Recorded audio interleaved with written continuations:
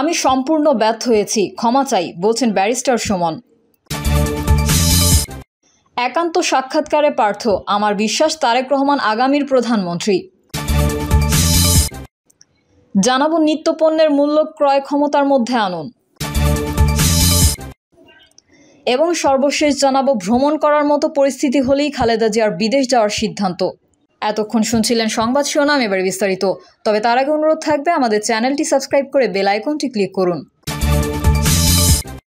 আমি সম্পূর্ণ ব্যর্থ হয়েছি, ক্ষমা চাই, বলছেন ব্যারিস্টার সুমন।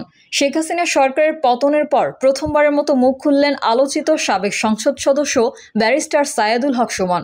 শুরু থেকেই তিনি কোটা সংস্কার আন্দোলন বা বৈষম্য বিরোধী আন্দোলনের সঙ্গে ছিলেন বলে দাবিও করেছেন। পাশাপাশি তিনি শিক্ষার্থীদের সঙ্গে থাকার বিষয়টি বোঝাতে পারেননি উল্লেখ করে দুঃখও প্রকাশ করেছেন। ব্যারিস্টার সুমন বলেন, আমি শুরু থেকেই ছাত্রদের কোটা সংস্কার আন্দোলন বা বৈষম্য বিরোধী ছাত্র আন্দোলনে কোটা সংস্কারের পক্ষে ছিলাম এবং এই আন্দোলনে যারা আহত নিহত হয়েছেন এই হত্যাকাণ্ডের বিচারের পক্ষেও ছিলাম আমি। কিন্তু আমার ব্যর্থতা হলো আমি আপনাদের বোঝাতে পারিনি। আমি এই ব্যর্থতার জন্য আমার যারা ফলোয়ার আছেন, আমার কাছে যারা প্রত্যাশা করেছেন সবার কাছে দুঃখ প্রকাশ করেছি। তিনি বলেন, আপনারা এখন যেই কাঠামোগত সংস্কার চাচ্ছেন এই সংস্কারের জন্য আমি বহু বছর আগে থেকে কাজ করে যাচ্ছি। গত 15 বছরে যারা দুর্নীতির বিরুদ্ধে সোচ্চার ছিলেন তাদের মধ্যে হয়তো আমাকে একজন পাবেন। আপনারা জানেন যে আওয়ামী লীগের বর্তমান কমিটিতে থাকা প্রচার সম্পাদক আব্দুস সোবাহানের বিরুদ্ধে আমি বাদী হয়ে মামলা করেছি।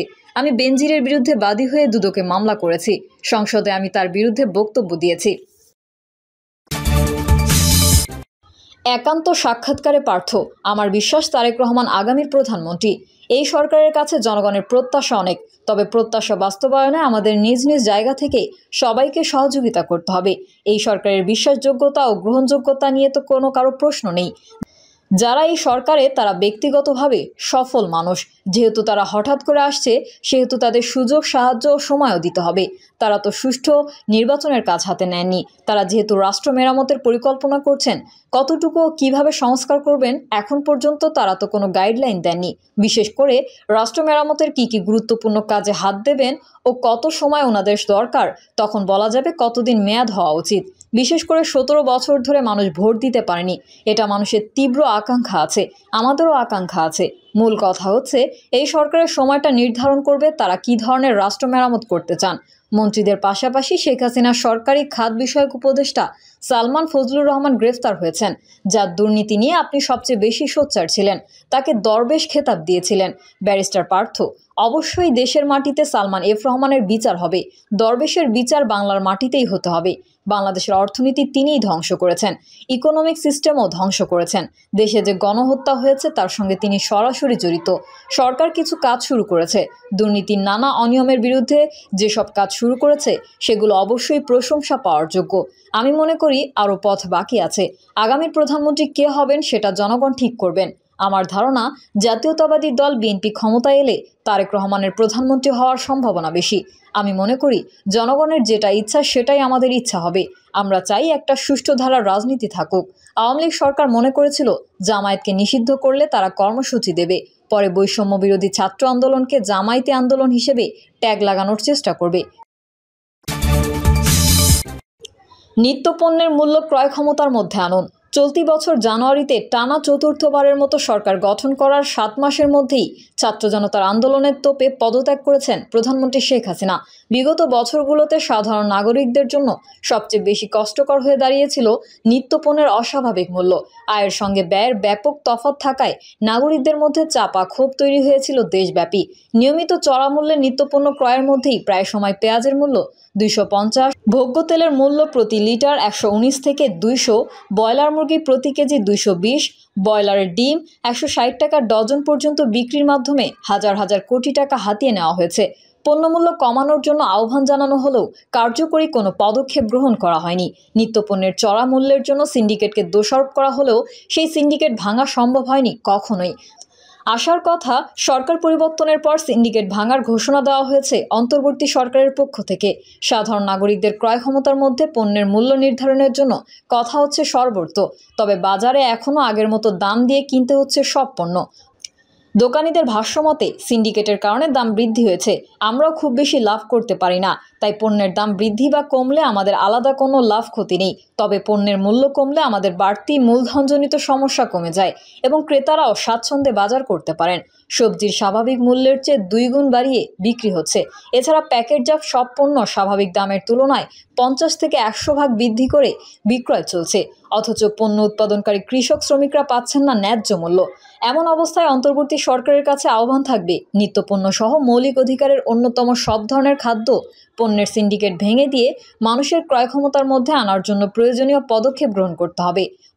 পণ্যের নতুন মূল্য বিষয়ে দেশব্যাপী প্রচারণা চালাতে হবে।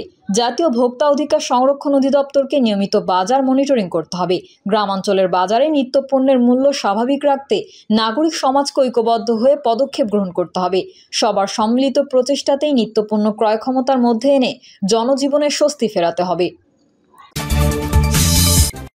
ভ্রমণ করার মতো পরিস্থিতি হলেই খালেদা জিয়ার বিদেশ যাওয়ার সিদ্ধান্ত। বিএনপির চেয়ারপারসন খালেদা জিয়ার শারীরিক অবস্থা ফ্লাই করার মতো হলেই তার বিদেশ যাওয়ার বিষয়ে মেডিকেল বোর্ড সিদ্ধান্ত নেবে বলে জানিয়েছেন দলটির নবনিযুক্ত স্থায়ী কমিটির সদস্য ডক্টর এজেড জাহিদ হোসেন। খালেদা জিয়ার চিকিৎসায় গঠিত মেডিকেল বোর্ডের চিকিৎসক জাহিদ বলেন, খালেদা জিয়া এভারকেয়ার হাসপাতালে চিকিৎসাধীন। তিনি অসুস্থ। ফ্লাই করার মতো পরিস্থিতি হলে তাকে উন্নত চিকিৎসার জন্য বিদেশে নিয়ে যাওয়া হবে। তিনি বলেন, ছাত্র জনতার অভ্যুত্থানে স্বৈরাচার পালিয়ে গেছে। দেশ আজকে একটি নবতর স্বাধীনতা পেয়েছে। একবার আমরা 16 ডিসেম্বর বিজয় দিবস পেয়েছি, এবার 5ই আগস্ট নতুন প্রজন্ম দেখতে পেল, স্বাদ পেল স্বাধীনতা কাকে বলে, কথা বলার স্বাধীনতা, বাক ব্যক্তি স্বাধীনতা কাকে বলে। তিনি আরও বলেন, দেশে মানবাধিকার ছিল না, এক ব্যক্তির শাসন ছিল, সেখান থেকে আজ আমরা মুক্ত হয়েছি। গণতন্ত্রের যাত্রাপথের মুক্তিকে আমাদের সমুন্নত রাখতে হবে। নবনিযুক্ত আরেক স্থায়ী কমিটির সদস্য মেজর হাফিজউদ্দিন আহমেদ বলেন, আমি 32 বছর ধরে বিএনপির সদস্য। আমাদের নীতি নির্ধারণী ফোরামে স্থান দেওয়ার জন্য খালেদা জিয়া এবং ভারপ্রাপ্ত চেয়ারম্যান তারেক রহমানের প্রতি আন্তরিক ধন্যবাদ ও কৃতজ্ঞতা জানাচ্ছি। আগামী দিনগুলোতে বিএনপি জিয়াউর রহমানের আদর্শ অনুসরণ করে বাংলাদেশকে ধীরে ধীরে উন্নতির শিখরে নিয়ে যাবে, এটাই আশাবাদ ব্যক্ত করি। গণতন্ত্র ফোরামের আন্দোলন 16 বছর আগে বিএনপি শুরু করেছিল বলে উল্লেখ করে তিনি বলেন, শেষ পর্যায়ে বৈষম্য বিরোধী শিক্ষার্থীরা যোগ দিয়ে এই আন্দোলনকে বেগবান করে চূড়ান্ত লক্ষ্যে নিয়ে গেছে। আজকে এই আন্দোলনের শুরু থেকে বৈষম্য বিরোধী ছাত্র আন্দোলনে যতজন শহীদ হয়েছে তাদের রুহের মাগফিরাত কামনা করি।